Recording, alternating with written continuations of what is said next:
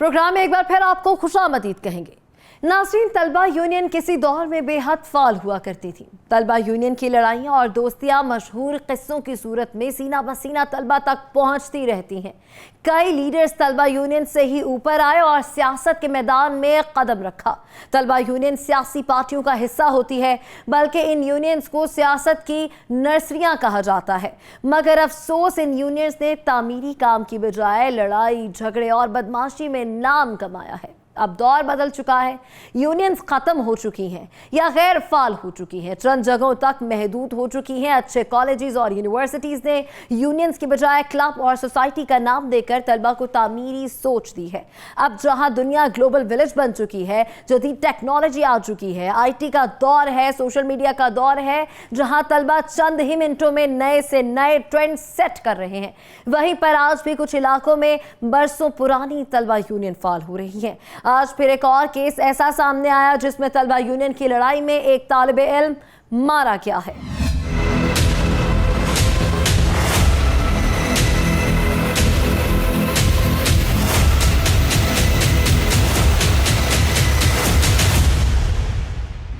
ओकाड़ा में एक नौजवान को दिन दिहाड़े घेरा डालकर सरेआम गोलियां मारकर कत्ल किया गया।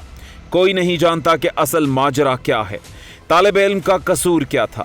कलम थामने वाले तालिबे इल्म को क्यों इस तरह कत्ल किया गया जैसे उसकी किसी के साथ दुश्मनी हो। आखिर तालिबे इल्म को इस तरह गोलियां मारकर क्यों कत्ल किया गया? क्या तालिबे इल्म किसी यूनियन या पार्टी का हिस्सा था? क्या तालिबे इल्म का असल मकसद कुछ और था? क्या उसके घर वाले जानते हैं कि उसको क्यों कत्ल किया गया? उस रोज क्या हुआ था?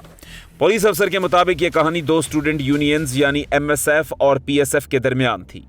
कत्ल होने वाला भी एक यूनियन का रुकन था और कातिल दूसरी यूनियन से ताल्लुक रखने वाले तालिबे इल्म। किसी दौर में इन दोनों यूनियंस की लड़ाई हुआ करती थी। पुलिस के मुताबिक तालिबे इल्म ने दूसरी यूनियन के खिलाफ सोशल मीडिया पर पोस्ट्स की थी जिसकी दूसरी यूनियन के तलबा को रंज था। उन्होंने इसी का फायदा उठाकर नौजवान के खिलाफ साजिश रचाई और उसको बीच चौराहे में दहकती गोलियों का निशाना बनाकर कत्ल कर दिया। मैं फैज़ान का वालिद बोल रहा हूँ। मेरी आला हकाम से एक गुजारिश है कि जिस तरह मेरे बेटे का कत्ल हुआ है फैल मारकर, उन्हें मुल्ज़मान को वैसी सज़ा दी जाए। मेरी आला हकाम से, वज़ीर-ए-आज़म पंजाब से, वज़ीर आला से, DPO कोड़ा से गुजारिश है कि उनको सख्त से सख्त सज़ा दी जाए। वैसे DPO साहब उस टाइम पर हमारे पास पहुँच गए थे। मेरे बानों के मुँह से मुतमईन है, पुलिस भी वैसे तावन कर रही है। बस मुझे इंसाफ चाहिए और मेरे बेटे के मुल्ज़िमों को सख्त से सख्त सज़ा दी जाए।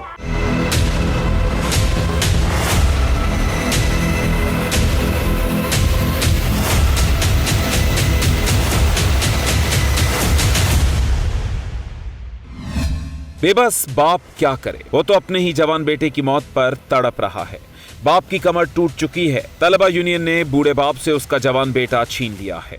तलबा यूनियन ने एक और तालिबे इल्म को मौत के मुंह में पहुंचा दिया। जदीद दौर में सोशल मीडिया की लड़ाई पर नौजवान कत्ल हो चुका।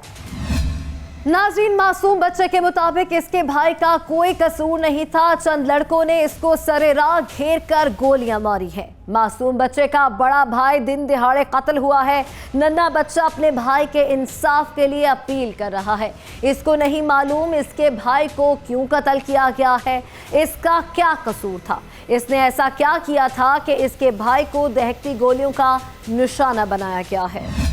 भाई कत्ल कराने गया था, उन्होंने घेरा डाल लिया और 2 कब्रिस्तान से निकल आए थे। फिर उसके बाद उन्होंने मार दिया, फैल मार, गोली मार दी। आपका बड़ा भाई था अपना? हाँ जी। आप छोटे हो? हाँ जी। कितनी उम्र है आपकी? 10 साल। पढ़ते हो आप? जी। 4th क्लास में। आप क्या कहना चाहते हो? पुलिस क्या करे? पकड़ कर सजा दें। सजा दे दें, इंसाफ चाहिए बस।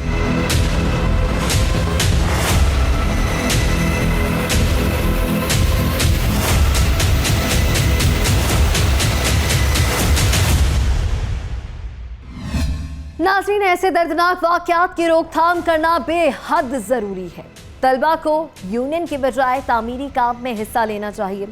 सोशल मीडिया का दुरुस्त इस्तेमाल करना चाहिए, बर्दाश्त और सब्र से काम लेना चाहिए। तलबा यूनियन के चक्कर में वालिदैन की गोद उजाड़ना किसी भी तरह दुरुस्त नहीं है। तलबा के हाथ में कलम होना चाहिए, असलहा नहीं। पुलिस हुकाम को चाहिए ऐसे नौजवान को कानून के दायरे में लाएं ताकि तलबा अपनी तालीम को जारी रखें और गलत सरगर्मियों का हिस्सा ना बने। ये वकूआ जो हुआ है, ये दो ग्रुप थे, सियासी ग्रुप थे। एक MSF से उनका ताल्लुक था और एक का PSF से। और ये दोनों ग्रुप जो थे वो इनकी आपस में रंजिश भी चल रही थी। मुख्तलिफ नोयत छोटे छोटे मामला थे, कोई इतने बड़े अहम मामला नहीं थे। कोई जो पोस्ट वगैरह करने की फेसबुक पे कोई उसने पोस्ट की थी, कोई उसका मसला था।